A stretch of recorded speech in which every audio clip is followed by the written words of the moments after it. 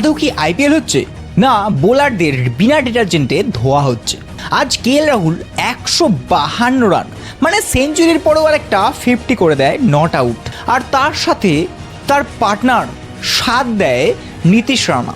মাত্র 44 বলে 91 রান, মানে আর 9টা রান করলেও সেও সেঞ্চুরি করে ফেলতো। একটা ম্যাচে প্রায় 2টো সেঞ্চুরি হয়ে যেত। একজন তো সেঞ্চুরি করার পরেও 50 করে ফেলেছে।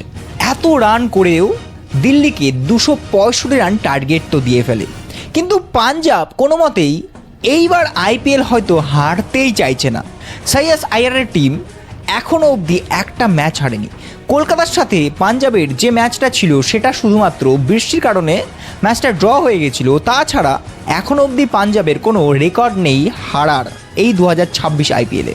আর আজ 265 রান তাদের কাছেও খুব একটা বেশি রান হয়তো লাগেনি, কারণ 265 রান 18 ওভার 5 বলেই, মানে 7টা বল বাকি থাকতেই সেই রানটাও চেজ হয়ে যায়। আজ একটা আইপিএলের রেকর্ড তৈরি হয়, কারণ এর আগে কলকাতার সাথে 262 রান চেজ হয়েছিল, পাঞ্জাবি করেছিল, আর আজ 265 রান, তাও আবার 7টা বল বাকি থাকতে চেজ হয়ে গেল। এরকম ধরনের আরও আপডেট তোমরা পেতে থাকলে অবশ্যই চ্যানেলটিকে সাবস্ক্রাইব করো এবং পাশে থেকো। ধন্যবাদ।